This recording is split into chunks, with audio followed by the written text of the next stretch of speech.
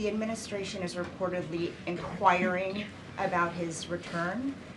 Is that to check a box for compliance, or does President Trump want him back on U.S. soil, or both? So, as Secretary Rubio said yesterday in the cabinet meeting, this administration is not going to publicly discuss the inside details of our foreign policy and negotiations with a foreign country. And in particular, we are not going to allow a district court judge to try to become the Secretary of State. Secretary Rubio is the one who, under his leadership and direction at the State Department, is managing the day-to-day relationship with El Salvador. Let's just take a moment, number one, to express our gratitude to El Salvador for agreeing to take some of the most dangerous terrorists off of America's streets and to put them into a safe environment where they cannot continue to engage in acts of terrorism or coordination with the Maduro regime. You may have seen recently an FBI assessment that was unclassified that said that the Maduro regime is using and planning to use Trinidad terrorists to carry out assassination plots on American soil. Now, very few in this room covered that. I'll let you all ask yourselves why you didn't cover it and why your editors didn't assign that story to you. That's something I think you should think about on your own. But this is a earth-shattering piece of news. The Biden administration imported the terrorist army that our own FBI assesses is planning assassination strikes on American soil against critics of the Maduro regime. Those are the terrorists that President Trump is finding and apprehending that our Democrat judges and Democrat activists are trying to keep on U.S. soil. Trinidad has the same legal status as Al-Qaeda and ISIS. MS-13 has the same legal status as Al-Qaeda and ISIS. These are foreign terrorists operating on our soil. And our gratitude to El Salvador for agreeing to take custody of these terrorists is immense.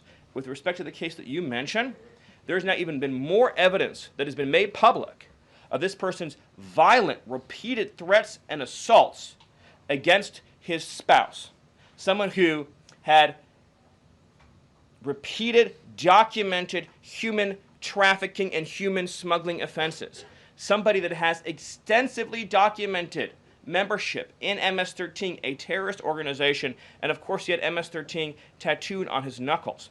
This is a person that was a clear and present danger to the safety of the American people. And it is a sad reflection on the state of our media and many of the outlets represented in this room that you obsessively try to shill for this MS-13 terrorist. Well, no coverage occurred in your papers about any of the Americans that were raped and tortured and murdered by the illegals that Biden was importing into our country. You know, you talk about due process. The Biden administration made the decision to give extensive due process to two Trinidad terrorists that were apprehended at the border just a couple years ago. They were two gentlemen. They were from Venezuela. They were members of Trinidad. The Biden administration Border Patrol apprehended them and made the decision to provide them with extensive due process, put them onto a program known as supervised release, and put them on ankle monitors so that they could go through a lengthy legal, judicial determination as to whether these legal aliens who had just set foot on U.S. soil might want to live in the United States for the rest of their lives. What was the result of that decision? What was the result of that choice that was made? Those two men kidnapped a young girl named Jocelyn Ungary from her family. They beat her, they sexually assaulted her, they tortured her, they stripped her, they murdered her, and they dumped her body. That is what the Biden administration's policy was. Most of your papers never covered her story when it happened. To the extent that you covered it at all, it was because President Trump forced you to cover it by highlighting it repeatedly over and over again. He had to shame you into covering it. And each and every one of you that sides over and over again with these MS-13 terrorists, to the extent that you have the financial means to do so, you all choose to live in condos or homes or houses as far away from these kinds of gangbangers as you possibly can.